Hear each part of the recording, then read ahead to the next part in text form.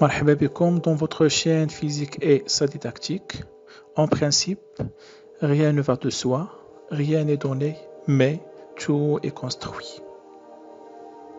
Toujours dans le cadre de l'objectif 1 de ce module de TIS, destiné aux professeurs stagiaires de CERMEF, nous avons dit que l'intégration de la bonne ressource numérique se fait en 3 étapes.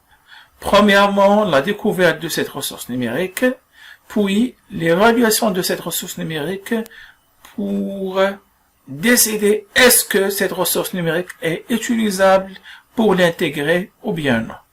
Et bien sûr, si le résultat est positif, on passe à son adaptation. Dans cette séquence, on s'intéresse à l'adaptation d'une ressource numérique selon les instructions pédagogiques officielles. Sachant que lors de l'adaptation d'une ressource numérique à une science d'apprentissage, il faut répondre principalement à 3 questions. Premièrement, pourquoi on va intégrer cette ressource numérique à la science d'apprentissage? Autrement dit, quelle sera la valeur ajoutée derrière cette intégration? Deuxièmement, comment on va intégrer cette ressource numérique à la science d'apprentissage? Bien sûr, on parle ici sur la manière de gérer cette science en utilisant cette ressource numérique. Et dans ce cas, le produit bien sûr attendu n'est que un scénario pédagogique.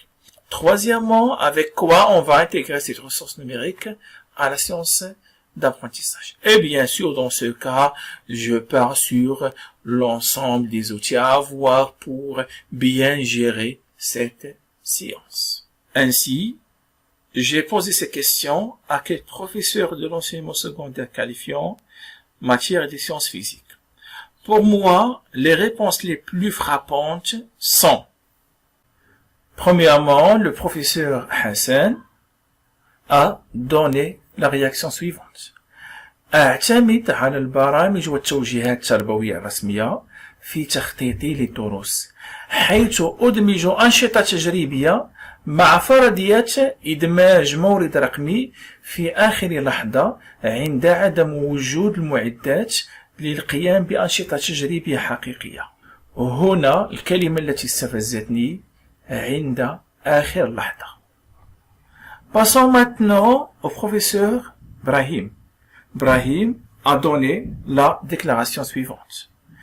من أجل تنويع طريقة التدريس أدرج بين الفينة والأخرى موارد رقمية، هي عبارة عن فيديوهات، حيث أعتمد على قناة يوتيوب بإدخال عنوان الدرس في القناة ثم رشح الفيديو المناسب تربويا.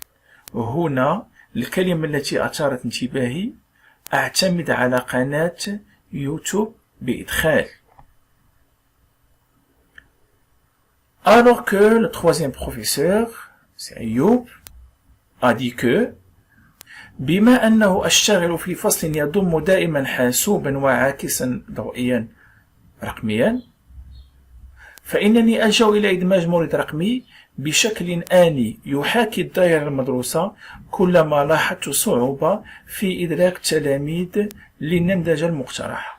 لاحظوا معي أن الأستاذ أيوب يتكلم عن إدماج آني.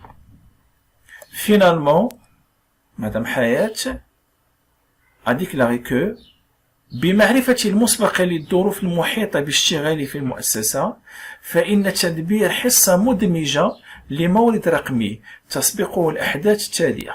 لاحظوا مع الأستاذة حياة هناك خطوات. أسطر الأهداف المتوخاة من الحصة استنادا إلى البرامج والتوجيهات التربوية.